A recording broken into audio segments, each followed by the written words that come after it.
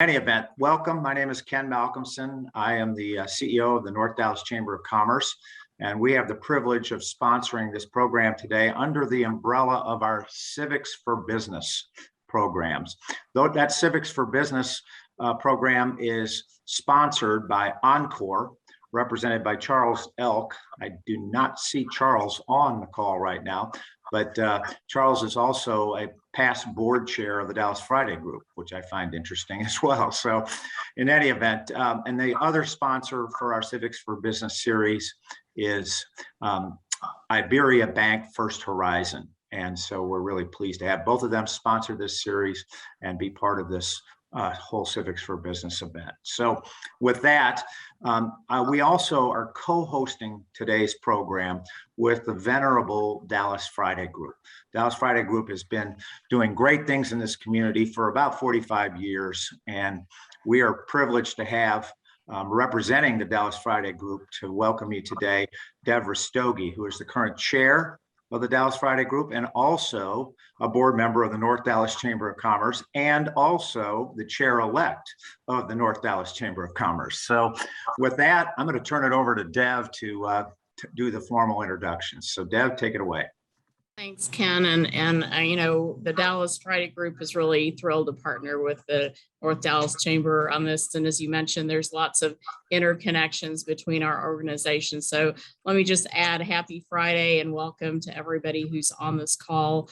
If you're a Dallas Friday Group member, we're thrilled to have you, as well as North Dallas Chamber members.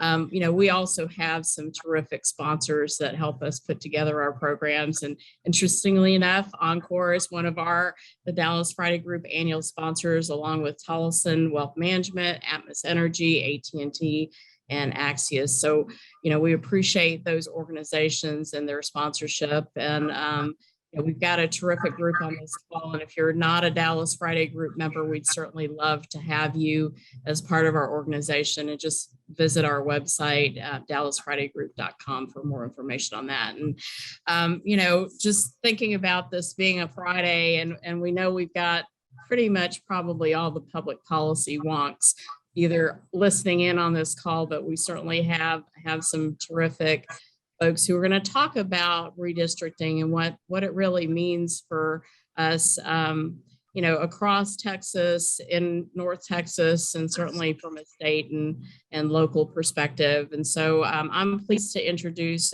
Matt GARCIA, who's the Senior Vice President of Public Policy for the Dallas Regional Chamber. And Matt is also serving as the District 11 Redistricting Commissioner. So I know that that's a pretty closed process. He may or may not be able to give us insights on that. So he might take the fifth, depending on what question you ask. We also have Jim KEEFER, who is a former state representative and a current lobbyist. So we'll certainly appreciate Jim's perspective. I think he's on the phone, so he's not able to. I'm here. Okay, great. And but we just won't see him, see his picture. And then last but certainly not least is Jeff KITNER, the Chief Operating Officer of the North Dallas Chamber. And you know, I think that we've got just a quick hour to hear from these folks on redistricting. So I'm just going to turn it over to Jeff and get us started on our program. Thanks so much, Dev. It's a pleasure to see so many friends here today, and thanks to North Dallas Chamber and the Dallas Friday Group and everybody else for putting this program together on short notice. We're excited to be here, and let's get into it. Let's talk about some redistricting. And I think everybody will recall the 2020 census and all the efforts by the North Dallas Chamber and others to make sure that everybody responded to that census. So why is that so important? Well, the information from the 2020 census is now finalized and has been distributed to all of the various governing authorities. And using that information from the census data, all these governing entities are going to determine new district boundaries at federal, state, county, city, and ISD levels. Each governing district is making adjustments to the current districts based on census data and looking at population growth and demographic changes. What's important here is to make sure that every district has an approximate number of people, approximately even number of people, and that all those districts accurately represent the demographics of the communities. And we want to make sure that there's minimal population variance between all these districts. So as you might expect, this is not an easy task, and it's not really done in any uniform or consistent manner across governing bodies. So how is it done? And we're going to look at two separate categories. The first is the redistricting that is done at the Texas Legislature level. And this is probably what you all have heard about most in the news recently. And the state legislature in Texas draws the district maps for US Congress, for the Texas House of Representatives, the Texas Senate, and the Texas State Board of Education. Now, the legislature, I think, as many of you know, already met in the regular session, its 87th session, from January until May, but didn't address redistricting because the census data itself had not been finalized yet. So the data was received after the session, which meant it needed to be addressed in a special session that could last no longer than 30 days and on issues directed by the governor. So I think, as this group probably also knows, because we have a lot of wonks here too, the legislature had two special sessions to address other issues directed by Governor Abbott, but the governor did not call for redistricting to be addressed in either of these first two special sessions. However, the redistricting did start in part of a third special session of the House, which started just over 30 days ago, but it wasn't the only thing on the session agenda. So the legislature had to balance working on redistricting as well as a variety of other issues that were directed by the governor. So what happened really is redistricting at the state level took place over the last 2 weeks, and the process was chaired by Todd Hunter, a Republican out of Corpus Christi, with a redistricting committee with both parties represented in the committee, with more Republicans than Democrats, because that's the composition of the House right now. And so over the last couple of weeks, the House members, along with a few members of the public, filed maps and proposed amendments to what these new districts for Congress, State House, State Senate, and the State Board of Education would look like.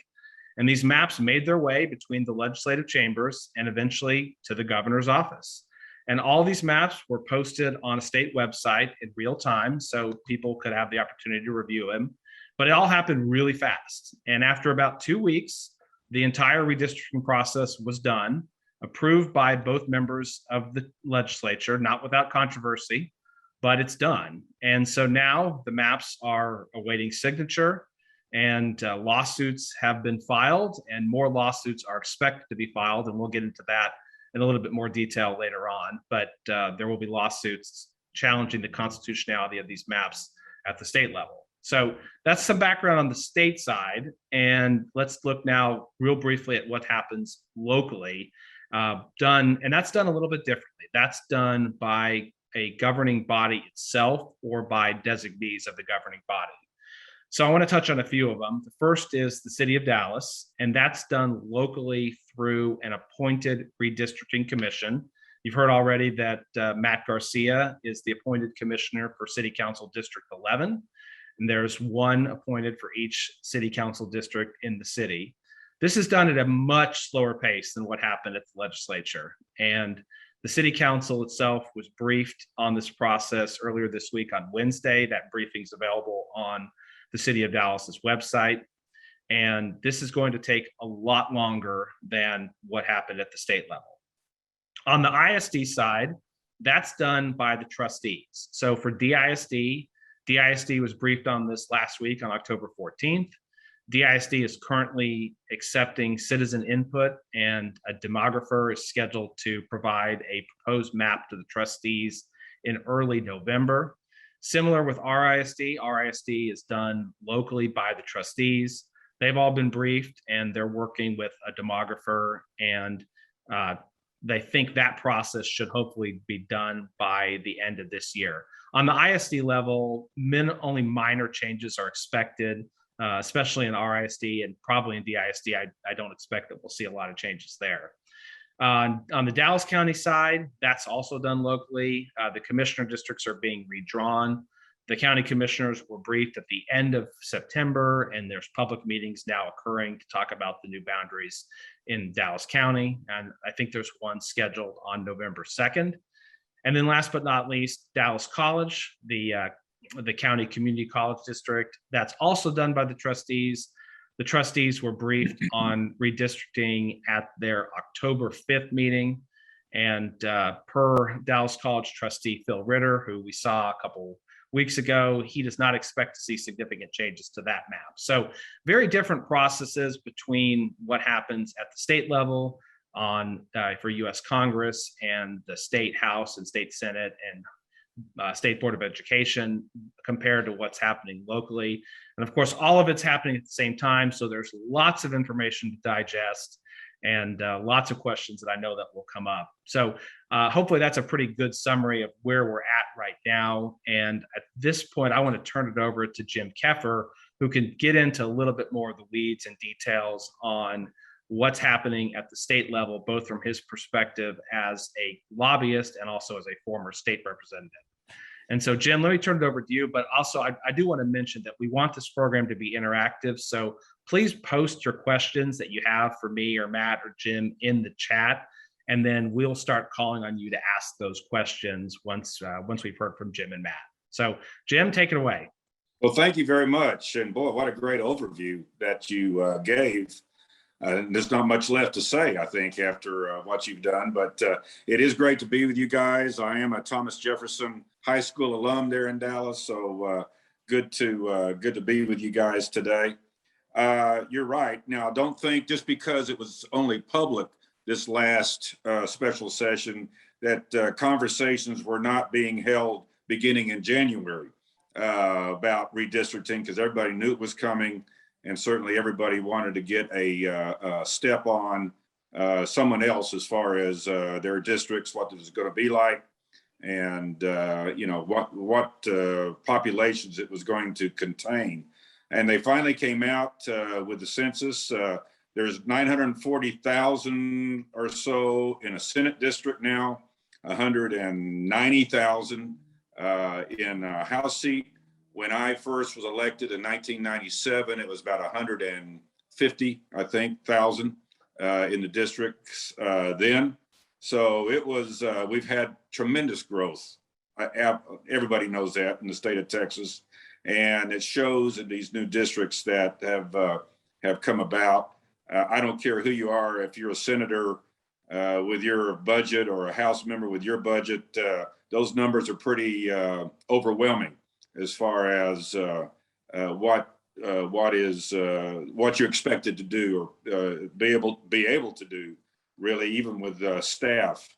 I think in some of these districts, I hope someday we will add to the House numbers to make it more, maybe not as much as New Hampshire, who has like 400 state reps, but anyway, I think that's something that really needs to be looked at if we're going to have any kind of good representation at all. But that's for another program. But anyway, Todd Hunter, as you said, was the chair. I think he did a great job. They got the maps done and out of both houses and up to the governor to sign. And as you said, the lawsuits are now rolling out. There was a lot of conversation on gerrymandering and the Republicans and what they were doing.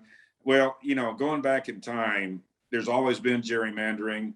The party that's in power during the census or redistricting wants to stay in power, obviously. So whether it's Republican or Democrat or Whig or anybody, it's going to be drawn for the majority of that party. And it was no different this time. Now, I will say they only drew 89 solid Republican districts, which is not really aggressive. I mean, I think everybody's learned from past redistrictings that if you stretch it too thin, as far as Republican and Democrat numbers, you could lose it. Matter of fact, with 89, with the change in demography of Texas anyway, 89 may not be something that can be held on to, but that's where they are with the Republicans, and they were, the pairings are minimal. There was some, I guess, strategic retirements that have happened during the process here. So in rural Texas, where my district between Fort Worth and Abilene, where my district was, in rural Texas, we just continue to gain counties because we don't grow like the Triangle does. And so that's always an issue for us, and we're always paired. But this time in East Texas and West Texas, there is no pairings. Well, El Paso, I'm sorry, is going to go from 4 to 3 members. So there may be a issue there if there's not a retirement. But anyway, it was surprisingly, again, with the retirements of existing members, it sort of went in everybody's favor. Now there's a lot of new, there were people that were having to give population to other members, other districts. I obviously never was in that. I was always having to get population. But anyway, it's I think this is the first. Again, keep in mind, this is the first time since 1960 there wasn't a pre-clearance by DOJ that had to be done. So this is the first time that we've been sort of on our own in trying to make this thing work, and we'll find out through the lawsuits if they were successful or not in the way they looked at minorities and looked at the different all the different levels that have to be done. And Todd Hunter will be a participant, a witness in many lawsuits down the road for a long time. But the thing is, they did. There were no walkouts. They got their job done, and I'm proud of that for all the other issues that they had leading up to this. But it's now they're all trying to figure out. I think there's going to be some more retirements coming up in this now that this is over, and people are sort of looking and checking at what they have been given as far as the districts and precincts and in your part of the world, or counties in my part of the world. So we'll see how that works out. But again, they're off and running. I'm sure you're already getting the campaign contribution letters and phone calls. So they're out there doing that, and we'll see how it all works out. Thanks, Jim. That's a great summary of what's been happening on the state level, and really appreciate your input on all that. And now we're going to turn it over to Matt GARCIA with the Dallas Regional Chamber, who oversees the public policy efforts there. And Matt has a unique perspective because he can talk about what's happening both in the state level and also maybe giving us a little bit of knowledge on what's happening specifically with the city of Dallas redistricting. So Matt, over to you. Awesome. Thank you, Jeff. And Jimmy did such a great job on the state. I'll go ahead and dive right into the city side. And as Deb mentioned earlier, I have the privilege of serving as a commissioner on the Redistricting Commission for District 11 this session. So I want to give a little background there on how that process works, because it is very different than how things operate at the state level. As Jeff mentioned, it's a very slow process. So we have 11, each council district gets their own commissioner to represent. And through that, there's a series of meetings held. This process will last several months.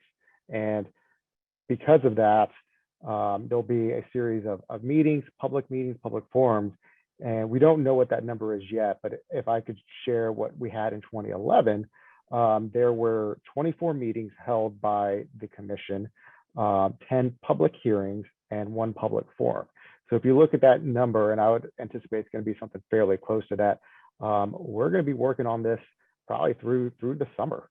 Hopefully wrap up sometime in the summer, and then at that point, whatever the commission decides on what that those council districts will look like, they'll at that point hand it over to the city council for votes and approval. And what's great about this is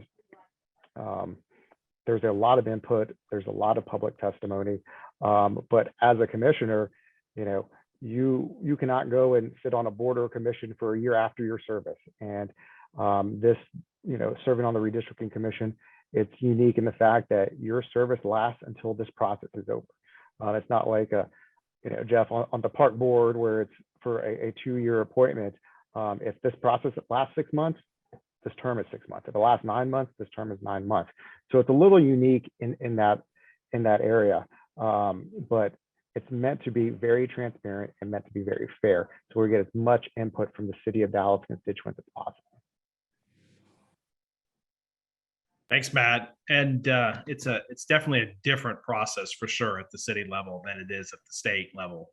Let me throw out a couple questions for Matt and Jim. And again, we want this to be interactive, so please go ahead and post your questions in the chat. And for those of you who've attended our programs before, we like to call on you so that the program is interactive. So I'll kick us off with a couple of questions, and then I would love to hear from you all as well. So Matt and Jim, these processes, depending on where you're looking, are sometimes subject to a lot of criticism, including the lack of transparency, and at the state level, this accelerated pace. Do you all think that redistricting can use more public input? And if so, how does the average member of the public get more involved in this process? You want to start, Jim? Okay, sure.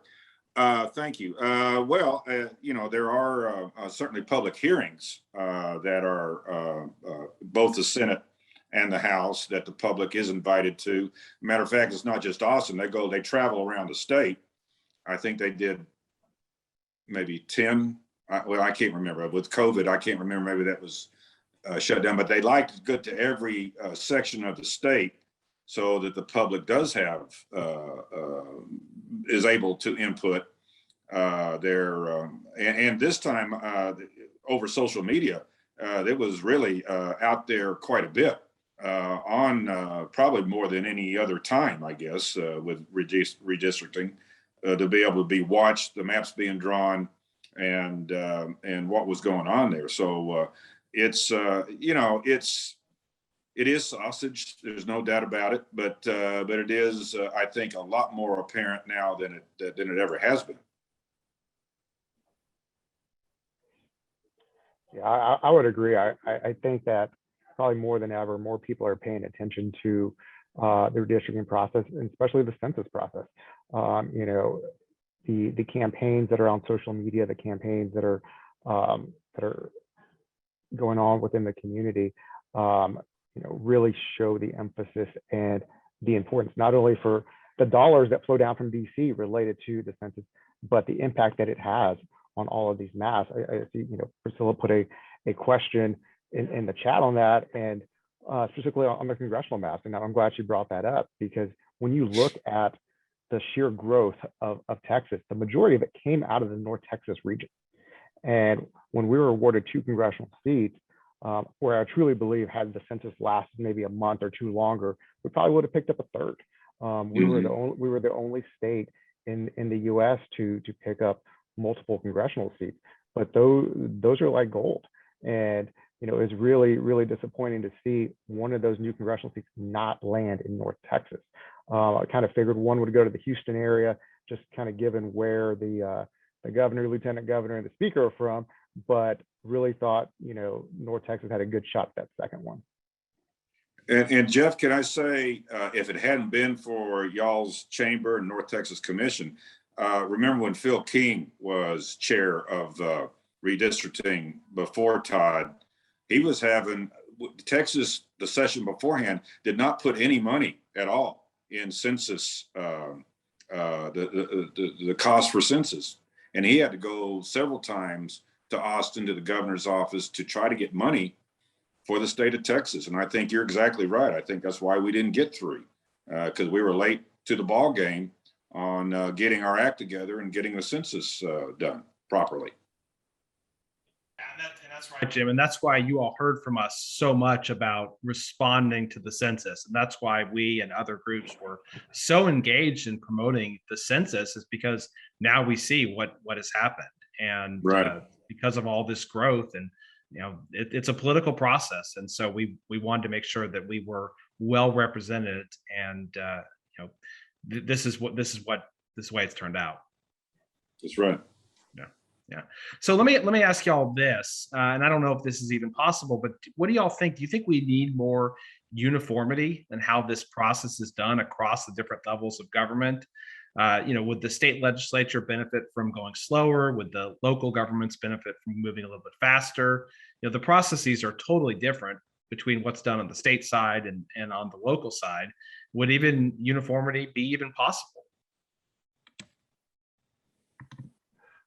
I don't know. I think whether or not the process needs to be slowed down or sped up depends on if you like the maps or not.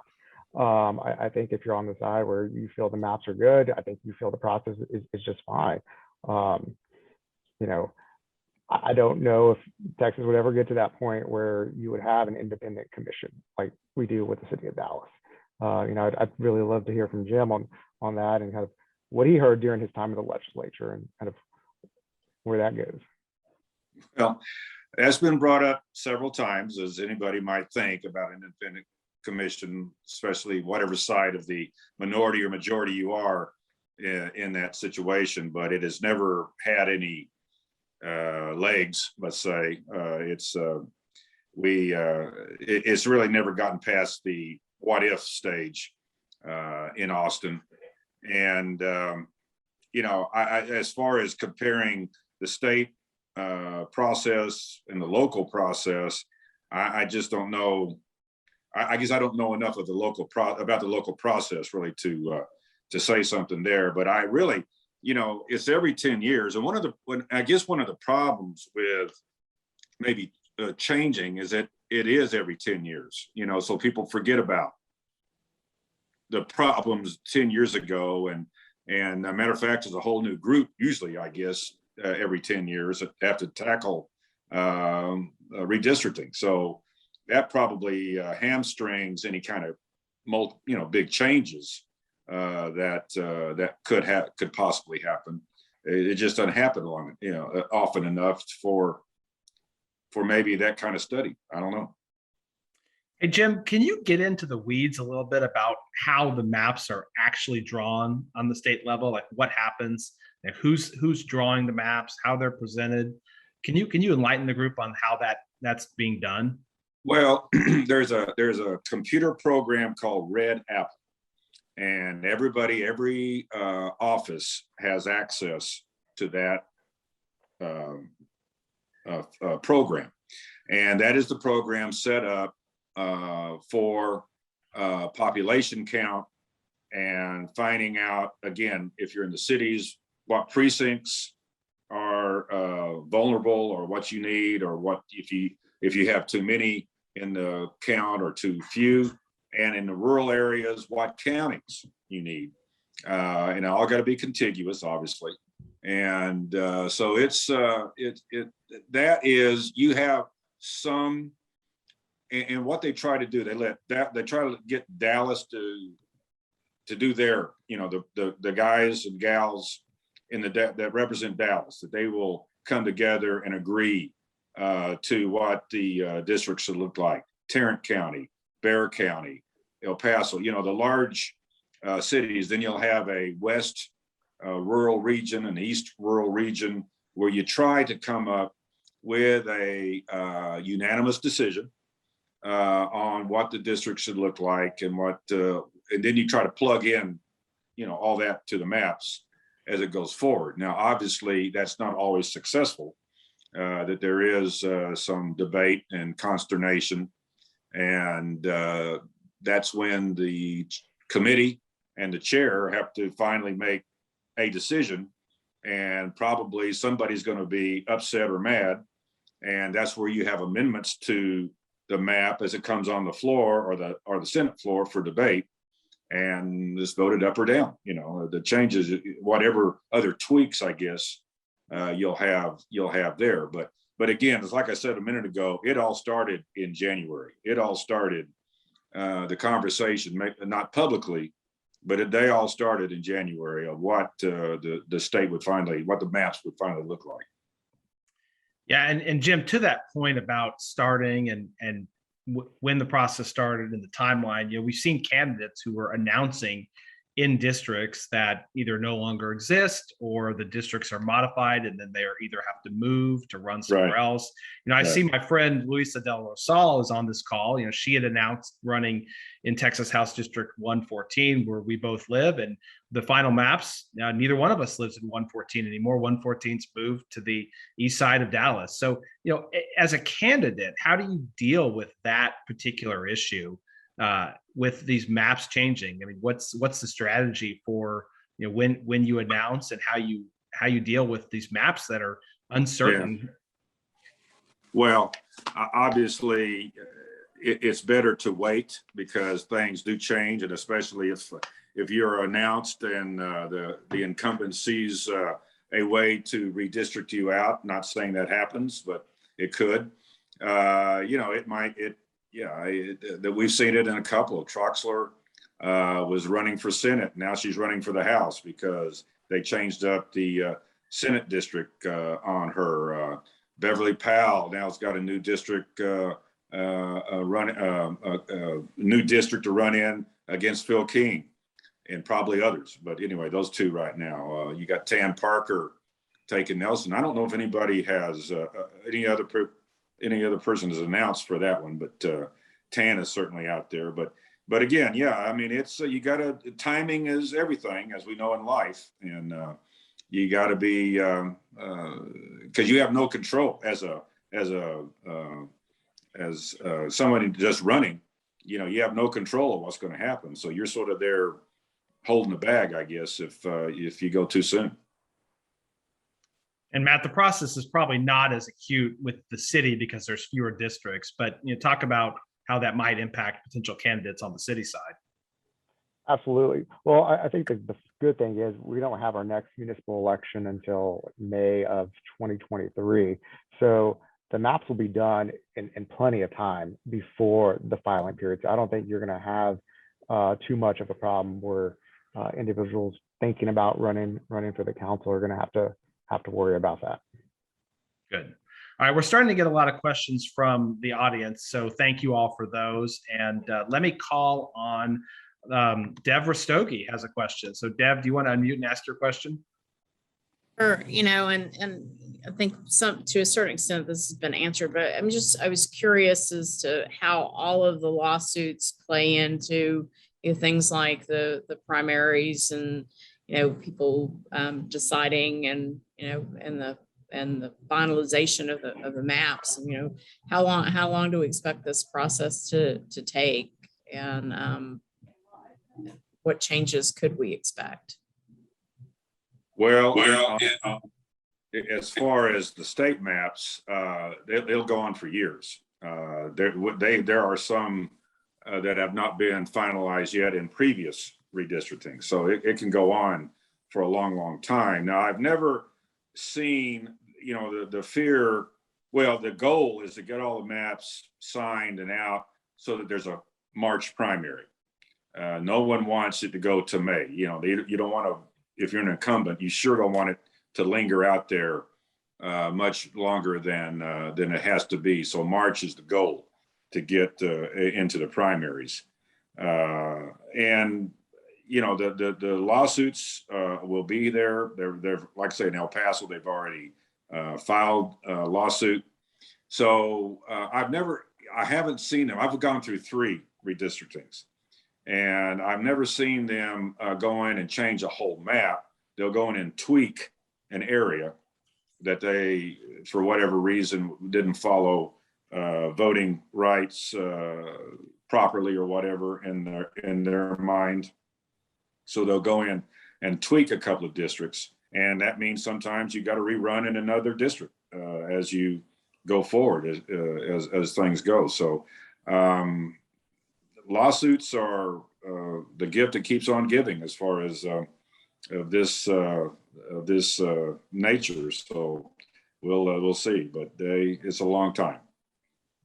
Just to piggyback off that real quick, if y'all have not had the opportunity, the Texas Tribune has a great link in one of their articles today where you can go and you can put in your home address, and it will show you basically your current maps and then what the projected ones are under the newly signed maps at all levels of government. And it gives a good breakdown of kind of how they voted for Trump and Biden and how that would be today under these current maps. So I'll drop a link here in the chat, but I just found that fascinating because it's instantaneous, real customizable to your new setting. So it's a really cool tool.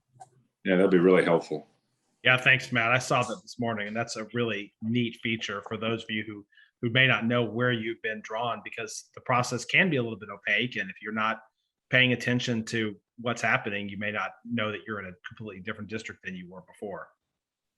One other question on the topic of the lawsuits. Do you guys think that there's any scenario in which some of these maps are not constitutional, or they're not allowed, and that we end up running under the current maps in these 2022 elections?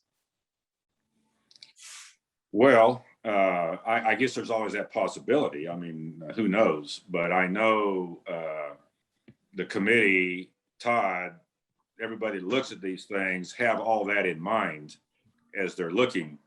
Now, there may be disagreement on how they're looking at whatever section, but I got to think that everything is taken into consideration as far as knowing there's going to be lawsuits.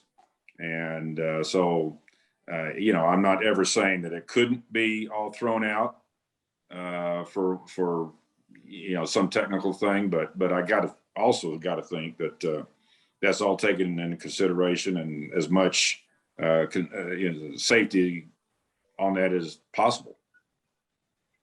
Yeah, and I think I would completely agree with that. And I think what we saw with this version of maps, where you didn't see the Republicans go too crazy and draw a whole bunch of new Republican seats. I think if anything, they shored up a lot more of what they have, and shored up a lot more of what the Democrats had to make them kind of less 50-50 districts. I think that's probably goes hand in hand with a strategy of trying to avoid as many lawsuits as possible, but you can't. So yeah, thanks, Matt. We've got a question from our good friend Priscilla Camacho from the Alamo Colleges District in San Antonio. And those of you who don't know Priscilla, she previously worked for the Dallas Regional Chamber and is engaged in all things public policy across the state. So Priscilla, we're honored to have you here today and would love to answer whatever questions you have. Were you better? I would ask a very simple, easy question to our panelists here today, because I forewarned you it would be hard, but thanks so much for letting me tag along and ask the question. But Jim, you made this process sound so much nicer than I saw behind the scenes. So I applaud you for that with all the work. But I think what I wanted to get your all's input on, and you saw my comment, and Matt, thanks for kind of jumping in on that, because that's where I think, if the lawsuits that are being filed right now really center and go into some of the stuff that happened in North Texas. You see Denton now being pulled into a district, a Texas Senate congressional district out into the Panhandle, where should have been one new seat really in that Denton and Collin County area dissipated. You have that opportunity district that didn't happen in the House in the southwestern part of Dallas County. And so I think there's kind of like a hotbed of things that should have happened for North Texas that didn't happen. And so I'm curious of what you're hearing boots on the ground from business leaders and other advocates and kind of advisors on sort of where that's going, because, I'd love to say that it was, we've got stuff down here, but ours is so like hyper focused on certain movement of, Lackland Air Force Base to another particular congressional member. I truly think that a lot of what's going to be the cause and the center of litigation is going to be what happened in North Texas because of the massive amounts of growth up there. And so I'm just curious from the three of you all, like what you're hearing, what you're seeing, and what kind of you think might happen with that. Because I agree they shored up their resources, but they also, and when you look at the Voting Rights Act, they did not comply because of some of the things that have happened in growth-wise and population growth-wise in North Texas. So I'll stop there. Matt? From our end, it's still early in the process, Priscilla. We haven't had too much too much feedback yet, other than, like I said earlier, just really disappointed that North Texas did not get that congressional seat. I think that brought a lot of attention to this issue, and we'll see kind of what happens here as lawsuits get filed. Yeah, I really don't have anything more to add to that either. I mean, I know Todd very well, and I know that he's very concerned with, I mean, all that was taken in consideration as every decision was being made. Now, again, like I said, you can look at the decision, agree or disagree with what they did, but I know that was all taken very seriously by Hunter and the committee. But did they get it all right? In some eyes, no. And that's up to the court now to figure that out. But like I say, everybody knew it was going to go to court.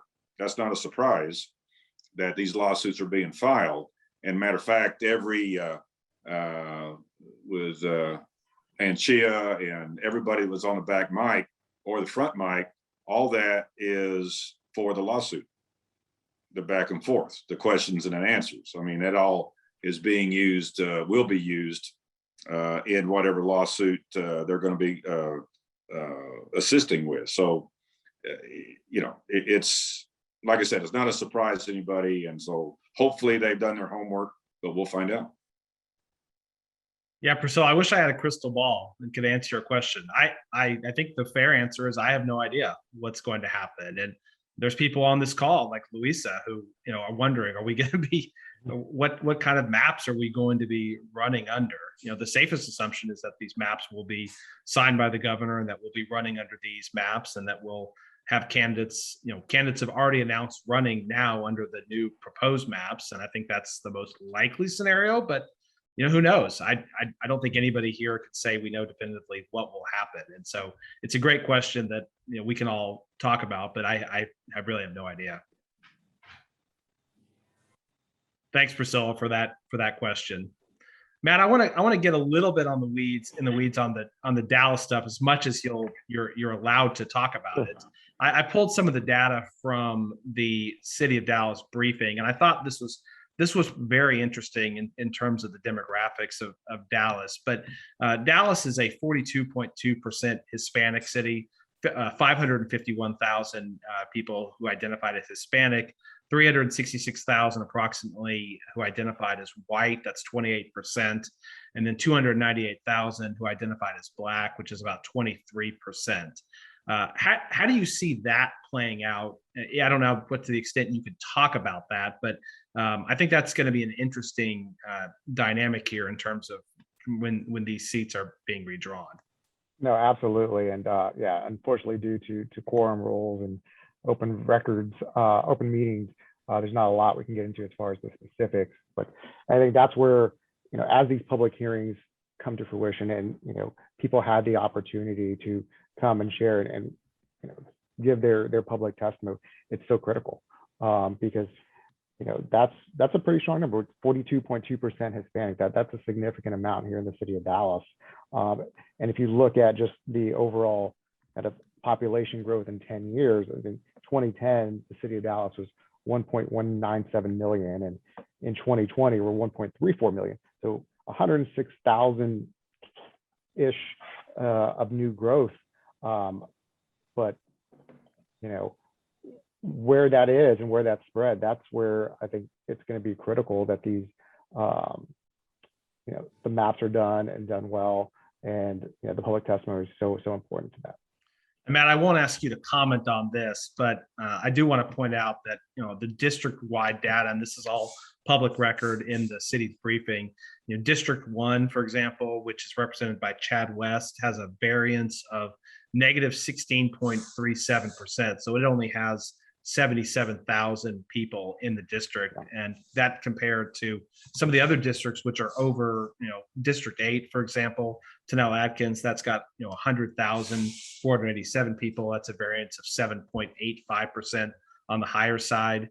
Some of the northern districts in North Dallas, I'm guessing may not be as impacted as much. You look at District 11, where Matt and I both live, We're at 93,975 people for a variance of only 0.86%. District 13, which is interesting, that's Gay Donnell Willis. That's 91,161 people. So that district traditionally has the highest vote turnout by far of all of the city council districts in Dallas, but it actually is low on the variance side in terms of population, that's a 2.16% variance on the low side. So it's interesting to see where people live in the city of Dallas. District 14, for example, Paul Ridley is the council member there, 106,927 people, variance on the high side of 14.77%. So all this data is available on the city's website, and I think it'll make for a pretty interesting process on the redistricting side. Yeah, and I think our next meeting is October 28th. So if anyone's interested, that'll be live streamed publicly. So as this process goes along, I highly encourage anyone that's on this call to watch the meetings and really take a deeper understanding of how this process works within the city. And Matt, we had a question from somebody who I can't see their name, unfortunately, but they asked if they wanted to provide public input in this redistricting process locally, how would they do so? Once the series of public meetings are scheduled, the city will push this out, and I know a host of different channels, social media, email, post it publicly on websites. So it will be shared far and wide once those dates are set. Great.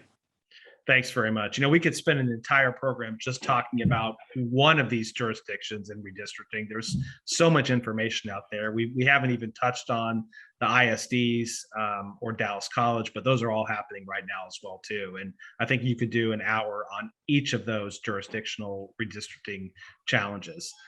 Next question we've got is from Ken Malcolmson. Ken, do you want to unmute and ask your question?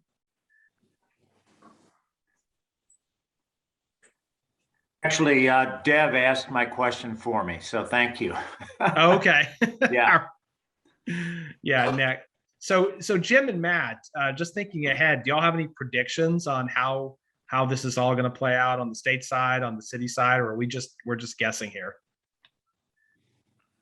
Yeah, we're guessing, but I have to go back to Hunter and the committee and everything, knowing that the lawsuits would be filed, that they've done their homework, and there may be some tweaks, as there are at times. In Fort Worth, Ramon Romero's seat was tweaked. I mean, that happens.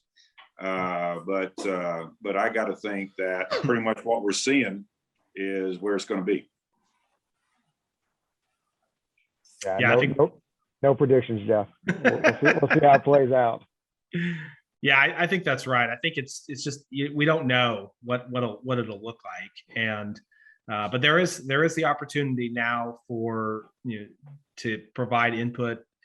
Contact your state representative or your state senator if you want to get engaged. Thinking ahead 10 years from now, but it's just a strange process altogether, and I'm glad we were able to get this group together to talk about. And Jeff, can I make one other comment? Yeah, of course. Please do, Jim. The way the lines are drawn, it's more, there's more solid Republican seats, there's more solid Democratic seats, but that's where the primaries are extremely important to vote in. Just waiting till November, is a Republican and there's a couple of Republicans running and they're all the same. They're not. So that's something that I think people really need to get more attuned to, is paying attention to the different party primaries and who's running, what they stand for. And because, to get the extremes totally out in Austin, it just makes everybody's life hurt. And I don't think the citizens benefit. So I think getting involved in the primary is extremely important. Yeah, and we talk about that all the time at the chamber. Get engaged, get educated, learn who the candidates are. We will be hosting a lot of candidate forums coming up in the spring.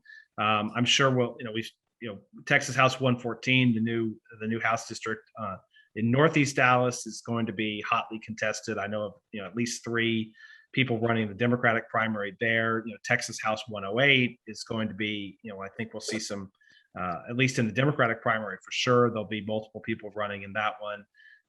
Texas House 102, 115, lots of opportunities here where I think we're going to see some candidate forums, and just encourage everybody to get engaged and get educated in this process, because it's so important. And you can see that thinking back to what happened in the elections for the previous sessions of the legislature, there was some talk that the Democrats might take the House, and how would that impact redistricting? Well, now you see what's happened. The elections that turned out the way they did, and the Republicans had control, and they were able to draw the maps they wanted to. But had the Democrats had control, then the maps would look extremely different than they look now.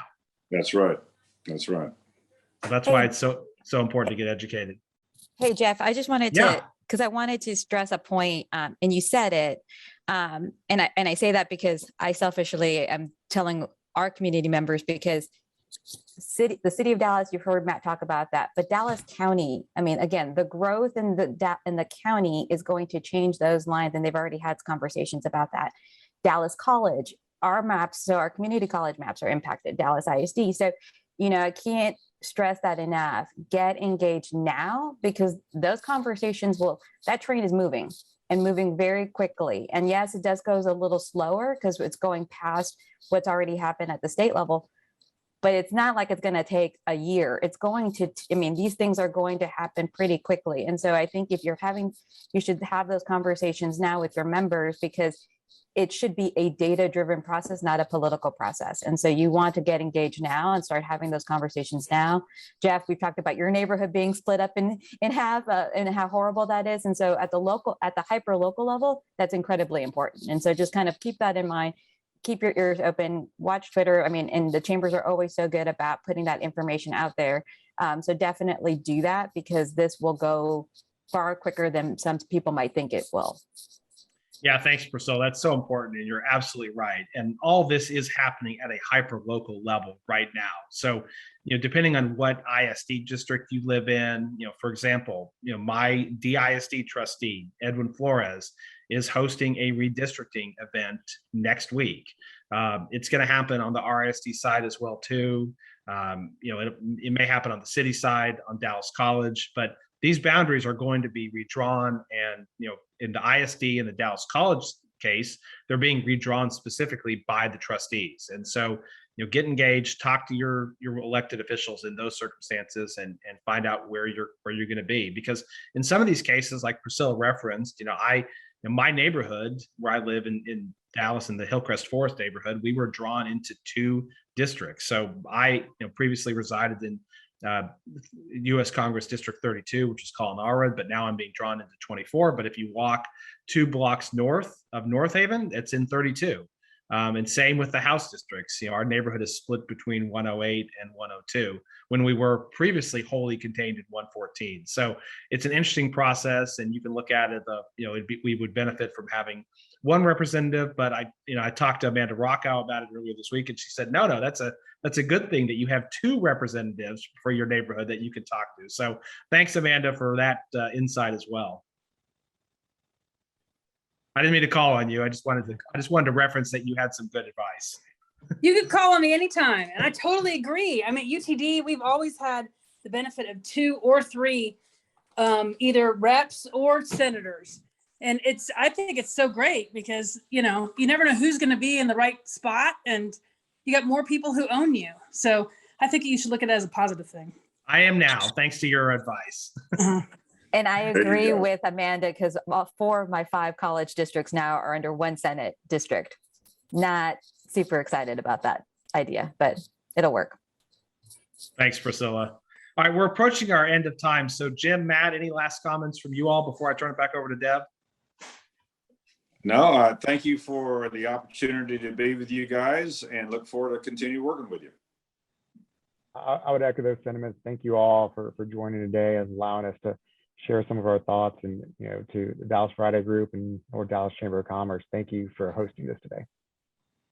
Thanks so much, Matt and Jim, and thanks to all of you. This was a fun panel to be engaged on, and watch for more information that we'll be posting all over social media and elsewhere, and get engaged. And Deb, back to you. Thanks, Jeff. And, thanks to this panel for, sharing a lot of knowledge and a lot of information about this whole process.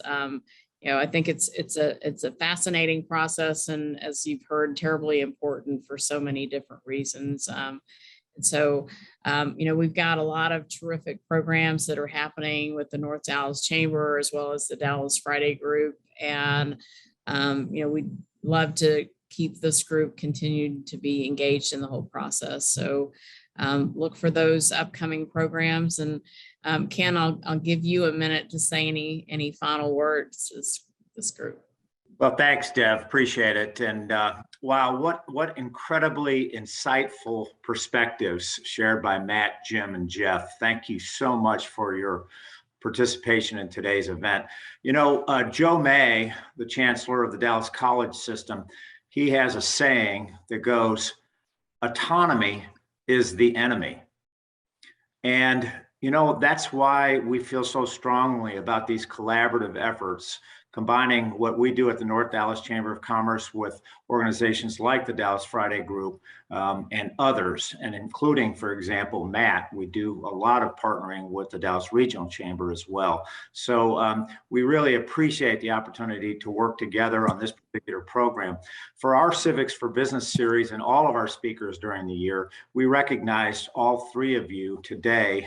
In your name, we'll be making a donation to the Austin Street Shelter at the end of our fiscal year, and we can't thank you enough for your participation today. So I think we'll close with what Matt, Jim, and Jeff, and Priscilla, and others have said, and that is, get engaged, stay engaged. Elections have consequences, and so we clearly have an opportunity here to make a difference, but it requires our engagement in the community. And we can't thank you all enough for being here today and hearing the perspectives from these three great experts. You all have a great weekend. Thanks for your time today. A lot more programming coming up at the North Dallas Chamber of Commerce. Please check out our website at ndcc.org.